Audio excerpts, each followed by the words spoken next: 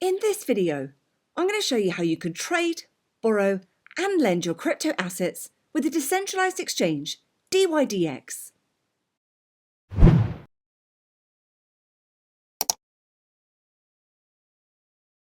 I really hope you enjoyed this video today, and if you do, then please give me a like, hit the subscribe button, and share if you feel that others may benefit. Also, please do head over to my website at everybithelps.co.uk for more tips, reviews, and step-by-step guides. dYdX is a decentralized exchange for margin trading, where users can trade, borrow, and lend any supported asset. With dYdX, you remain in control of your funds at all times. There are no central intermediaries which hold your private keys, and your funds are secured by smart contracts at all times when they're on dYdX. The company was formed in 2017 by Antonio Giuliano, an ex-Coinbase and Uber software engineer, and first launched the platform in 2019. Their unique blend of DEX, lending, and derivatives has built a strong foundation. And this has led dYdX to be one of the most popular decentralized margin trading platforms, with its first peak of over 150,000 ETH, worth over 30 million at the time, locked up in its smart contracts in November 2019. And it's now steadily reaching close to $40 million. dYdX users can trade between ETH, DAI, and USDC. Plus, Bitcoin trading is now live on dYdX with up to 10 times leverage with perpetual contracts. However, unfortunately, this is not available in the US. The platform's features are basic trading between three simple assets, being ETH, DAI, and USDC, lending assets to collect interest, and two types of margin trading, isolated and cross-margin trading. Though these are simple tools for the veteran trader, they're a huge leap forward for DeFi. And they also have plans to expand past these three basic crypto assets that are currently available on the platform. So how does dYdX work? Well, instead of individual borrowers and lenders making and accepting loan offers, everyone interacts in one global lending pool. Each asset has its own lending pool managed by smart contracts. So withdrawing, borrowing, and lending can happen at any time without the need to wait for matches or sufficient capital.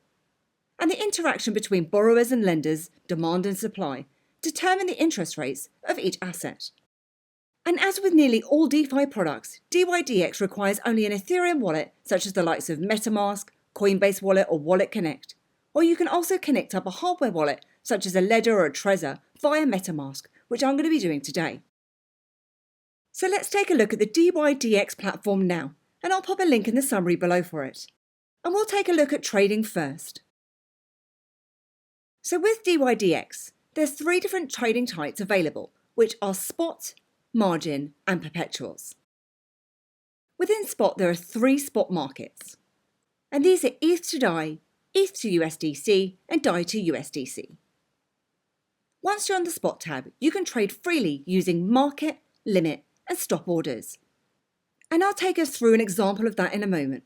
But as you can see, the exchange has a sleek design and similar look and feel to any centralized exchange, such as the likes of Coinbase Pro or the blockchain exchange. Next, we have margin. And again, margin trading uses the same spot markets, but this time with up to 5 times leverage. And you can choose from either isolated or cross mode. So isolated is where it assigns a specific amount of an asset margin, whereas cross utilizes all positive balances in your dYdX margin account as margin. Then finally, we have perpetuals. So with the perpetual contract markets, it allows up to 10 times leverage on synthetic assets with no expiry. And as I said earlier, that is currently just the Bitcoin to USD market. However, there are markets coming soon.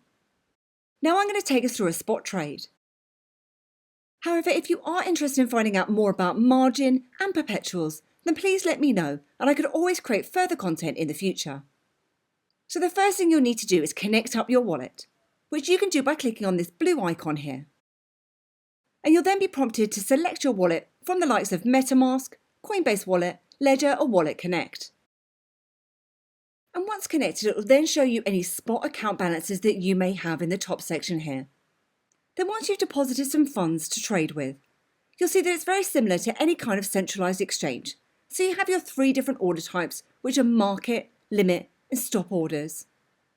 So if, for example, you're creating a market order where your order will execute immediately at the current price, you'll select market.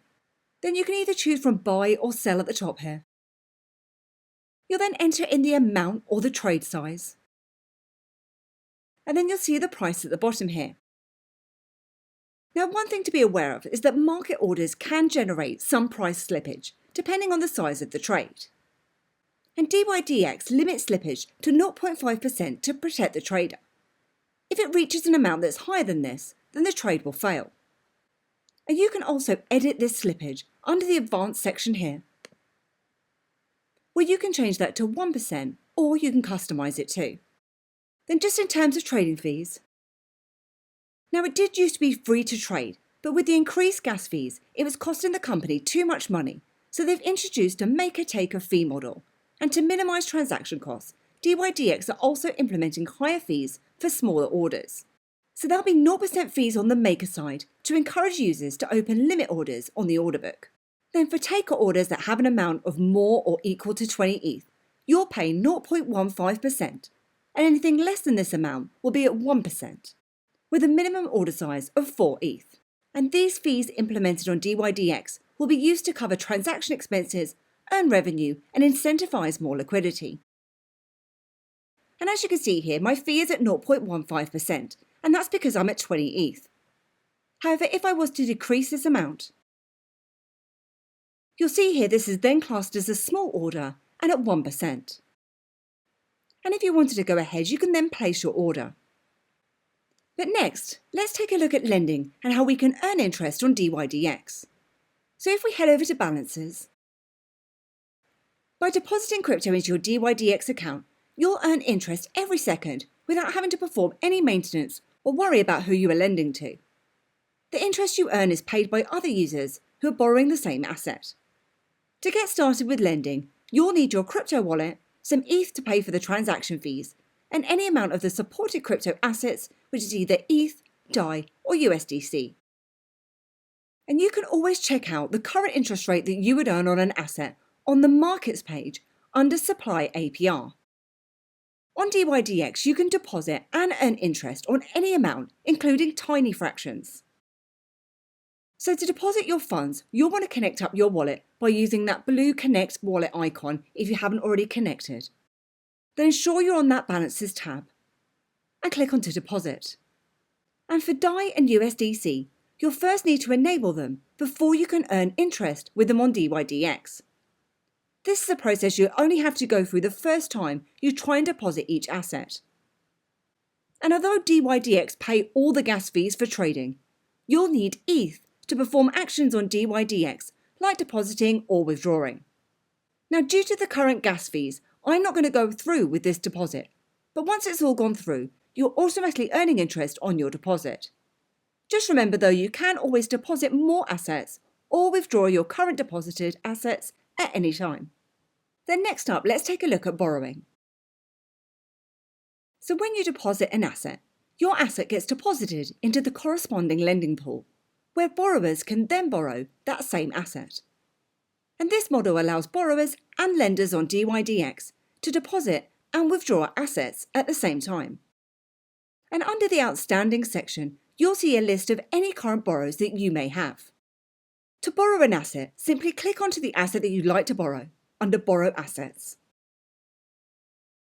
Now, when deciding how much you want to borrow, make sure you check the interest rate or APR and the account collateralization.